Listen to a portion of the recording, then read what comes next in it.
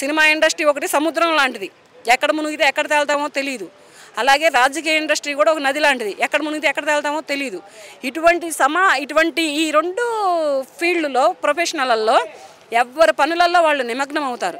పగలస్తమానం ప్రాక్టీసులు చేసుకొని హీరోలకి స్టెప్పులు నేర్పించి అవి నేర్పించి ఇవి నేర్పించి ఇంటికి వెళ్ళేటప్పటికి ఆ మాస్టర్లకే కానీ డైరెక్టర్లకే కానీ ఈ రైటర్లకే కానీ ఈ హీరోయిన్లకే కానీ ఒళ్ళు అనేది పులిసిపోయింది. ఇప్పుడు టైర్డ్ అయిపోయింది బాడీ.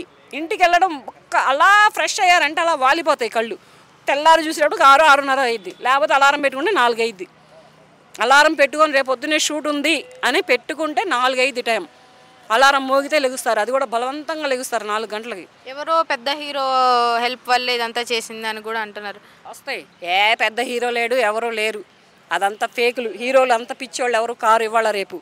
హీరోలు అంత అమాయకంగానూ అంత పిచ్చితనంగా, అమ్మ నువ్వు పోయి పలానా జానీ మాస్టర్ మీద వెయ్యి, నువ్వు నేను వెనకమార్లు ఉంటాను, నా పేరు చెప్పమాక నేను అంతటి వాళ్ళు ఎవరు లేరు.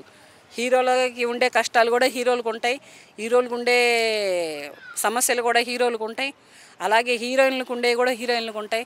ఎవడో ఊరకనే గెస్ట్ హౌస్కి రమ్మని మన ఏ డైరెక్టర్ పిలవడమ్మా. పిలవడానికి డైరెక్టర్ కూడా టైం ఉండదు అక్కడ. డైరెక్టర్ 24 క్రాఫ్ట్స్ని చూసుకోవాలి. కింద అన్నం పెట్టే స్థాయి దగ్గర నుంచి పైన వచ్చే ప్రొడ్యూసర్ వరకు కూడా డైరెక్టరే చూసుకోవాలి. ఆ కింద అసిస్టెంట్ డైరెక్టర్ చూసుకోవాలి, ఆ కింద కో డైరెక్టర్ చూసుకోవాలి, ఆయన కింద మేనేజర్ చూసుకోవాలి.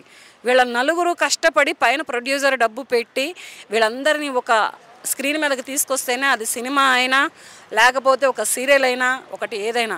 అంత ఆషామాషిగా సినిమా ఇండస్ట్రీలోకి వస్తే ఆడవాళ్ళని ఇలా చేస్తున్నారనే, లేకపోతే రాజకీయ ఫీల్డ్లోకి వెళ్తే ఇలా చేస్తున్నారనో అనడం చాలా తప్పు. అది ఫ్యాషన్ అంతే. ఒక అమ్మాయికైనా ఒక అబ్బాయికైనా ఒక డైరెక్టర్గా వద్దాం అనుకున్న అతనికైనా ఒక హీరోకైనా హీరోయిన్కైనా అది వాళ్ళ బై బర్త్ బై బ్లడ్లోనే ఉంటుంది. ఫ్యాషన్ అది, ఫ్యాషన్ కొలది వస్తారు అంతేగాని ఆ ఫ్యాషనే వాళ్ళకి అన్ని రకాలుగా సౌకర్యాలని సదుపాయాలని కలిగిస్తుంది. అంతేగాని వీళ్ళని వచ్చిన ప్రతి అమ్మాయిని గోకే పని తప్పితే ఇంకేం పని లేదనుకుంటున్నారా ఏంటి వీళ్ళు?